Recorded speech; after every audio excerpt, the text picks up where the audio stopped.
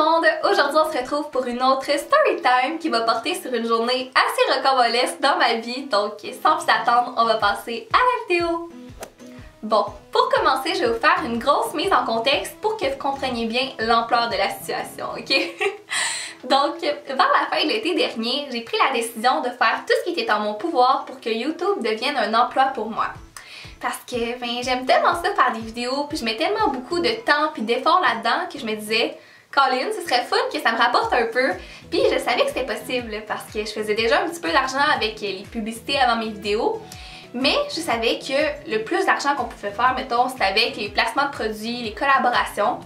Puis j'étais quand même ouverte à ça, sauf que j'acceptais rien.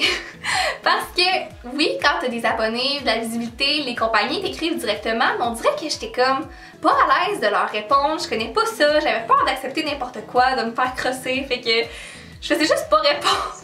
Ce qui est pas une bonne tactique si tu veux faire des collaborations puis de l'argent avec YouTube, on s'entend. Mais heureusement, au Québec, il existe des agences de YouTubeurs qui nous aident avec ces collaborations-là.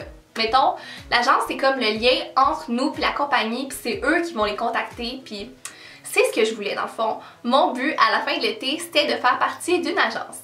Au Québec, on peut dire qu'il existe 3 agences pour YouTubeurs, puis à ce moment-là, il y avait déjà 2 d'entre elles qui m'avaient contactée.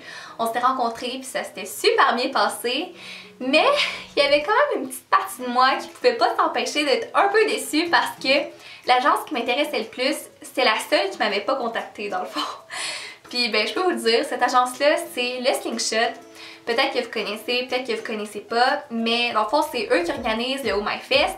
La plupart des gros youtubeurs au Québec font partie de cette agence-là, puis j'ai toujours trouvé que les collaborations qu'eux faisaient étaient toujours super cool, fait que c'est sûr que ça m'intéressait beaucoup, mais bon, ils m'ont pas approché, qu'est-ce que vous voulez que je fasse?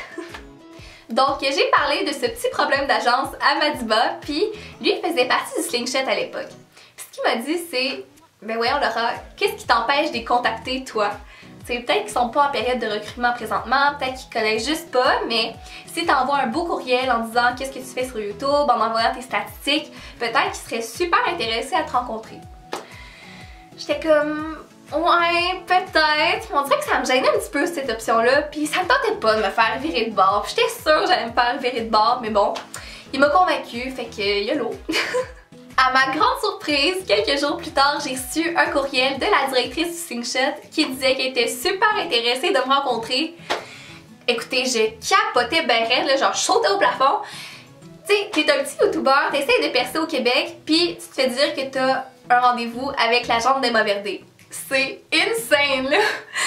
Mais comme vous savez, j'habite à Québec, puis la rencontre se faisait à Montréal, donc j'ai décidé d'utiliser le système de covoiturage Amigo pour m'y rendre.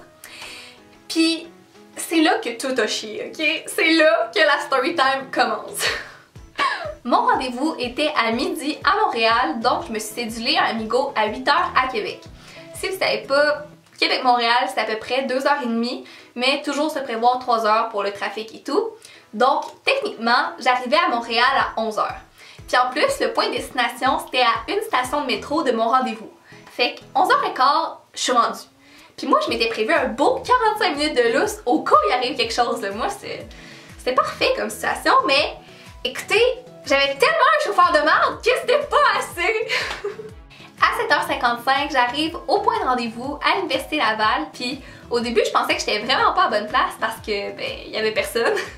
Puis habituellement, les chauffeurs Amigo arrivent toujours d'avance pour qu'on puisse mettre nos bagages dans le coffre, qu'on se présente, qu'on s'installe, puis qu'on parte à l'heure indiquée vers notre destination.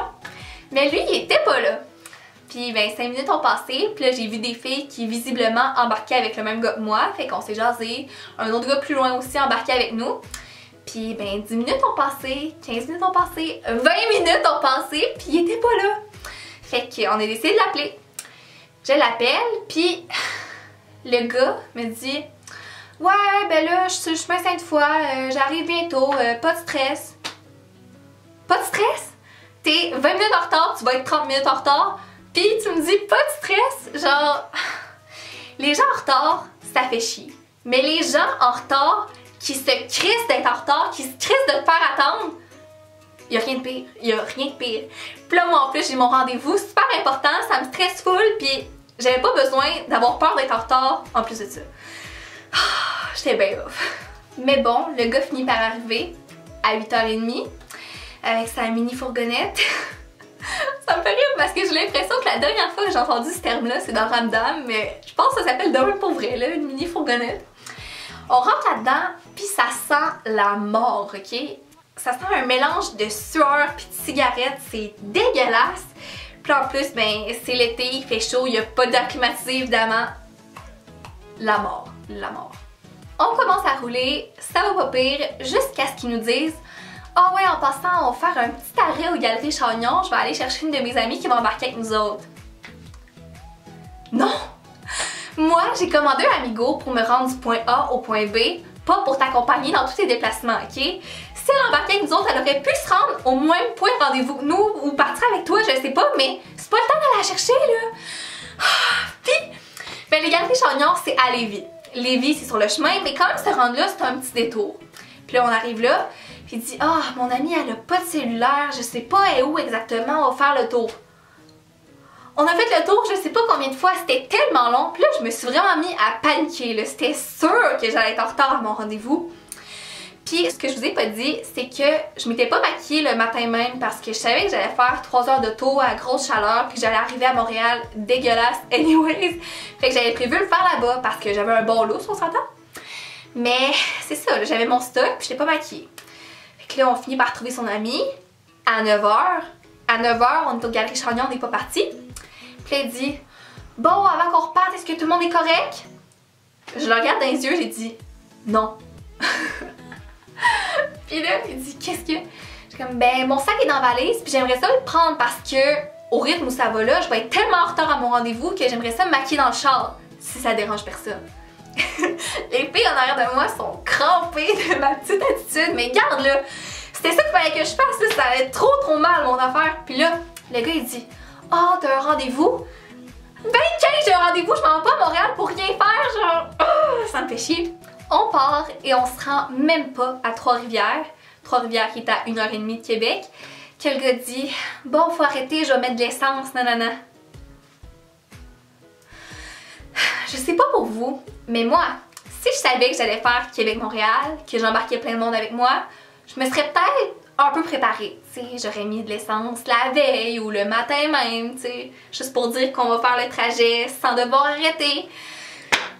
Mais pas lui. Pas lui, il s'est pas préparé, puis peut-être que vous allez me trouver vraiment chialeuse, mais écoutez, à ce point-là, tout ce qu'il faisait m'énervait. Puis ça aurait été n'importe quel autre chauffeur Amigo super gentil, que ça aurait été le premier arrêt qu'il m'aurait demandé de faire, ça m'aurait pas dérangé, là, j'aurais rien dit, mais là, sérieux! Les autres passagers ont décidé de sortir, s'acheter quelque chose ou aller aux toilettes, je sais pas trop, mais moi je suis restée dans l'auto, puis je me suis comme juste à côté de la tête, je me suis assoupie, puis quand il est reparti, ça m'a réveillée. Donc j'ai ouvert mes yeux, puis je me retourne et un des passagers n'est pas là. Le gars à côté de moi n'est plus là. Puis là j'ai dit « Hein, monsieur, monsieur! » Puis là lui il roulait là. Puis il dit quoi? J'ai dit « Ben il manque un gars! » Fait que là il s'arrête, puis là on regarde en arrière et le gars est en train de courir après la mini fourgonnette. Mais sérieux là, t'es un chauffeur Amigo puis tu prends même pas la peine de regarder si tous tes passagers sont là avant de repartir. C'est sûr qu'il me niaise. Puis, savez-vous ce qu'il a dit? Vous savez pas ce qu'il a dit. J'ai fait un livre, puis il prend même pas la peine d'être là quand on repart, sacrément. Non, non, non, non, c'est sûr que tu me niaises. Tu commenceras pas à parler de ponctualité avec moi, certain, là. Ah! Finalement, le gars embarque, puis on repart. À ce point-ci, je savais très bien que j'allais arriver en retard à mon rendez-vous. Donc j'ai envoyé un courriel à la directrice du Slingshot, puis j'étais tellement frustrée par la situation parce que, veux pas, je l'ai même pas encore rencontrée, que la première impression qu'elle a de moi, c'est que je suis en retard, que je suis pas fiable, puis c'est chiant là, surtout que c'était pas de ma faute, mais qu'est-ce que vous voulez que je fasse? Mais heureusement, elle a été super compréhensive, puis elle a remis notre rendez-vous à 2h pour être sûre que j'allais être là. Puis j'étais super contente parce que ça me donnait encore un bon lustre, puis j'allais avoir le temps de me maquiller, pas dans l'auto. Je sors du Amigo, il est 12h45, donc j'ai 1h15 devant moi pour manger, me maquiller, puis me rendre au Slingshot, ce qui me semble tout à fait raisonnable. Donc je commence par prendre le métro, sortir à la station la plus près du Slingshot. Ensuite, je marche un peu, puis je vois un Subway. je me suis dit, ah, c'est parfait, je vais manger là, je vais me maquiller aux toilettes, puis je vais me rendre tout de suite après. Parfait. Donc je rentre là, je m'en vais vers les toilettes, puis c'était comme juste une toilette, puis c'était barré. Puis je me suis dit, ah, c'est pas grave, je vais manger, puis je vais y aller après.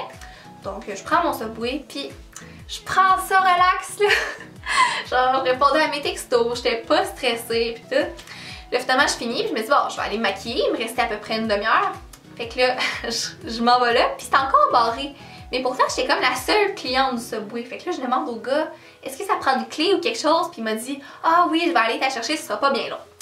Puis là, j'attends un peu, il s'en va au sol, puis en tout cas, 3 minutes après, il me redonne une clé. Je rentre aux toilettes et il n'y a pas de miroir. Il n'y a pas de miroir dans la salle de bain, ok? C'était même pas un scénario possible dans ma tête. Je pense que c'est la première fois que je rentre dans des toilettes, pas de miroir. C'est sûr qu'on me niaise, ok? Là, je savais que ma mésaventure venait de repartir. Donc, je sors du Subway en panique, mais heureusement, je vois un Ipri direct devant moi, puis j'espère qu'ils vont me laisser aller aux toilettes. Je rentre là-dedans, je suis hystérique.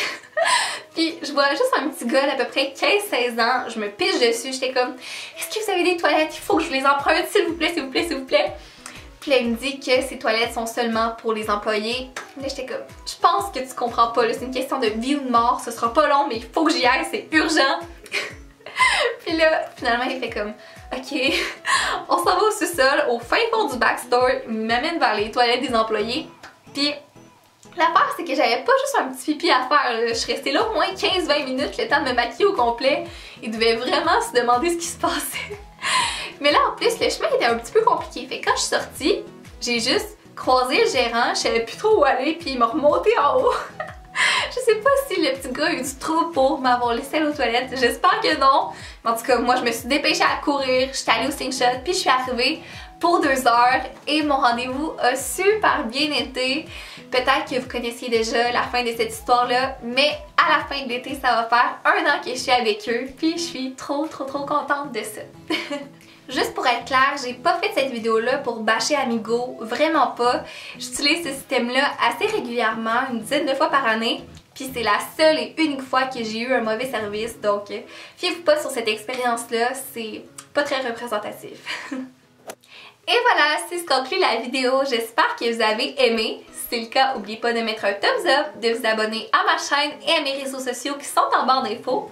Et nous, on se retrouve très bientôt. Bye!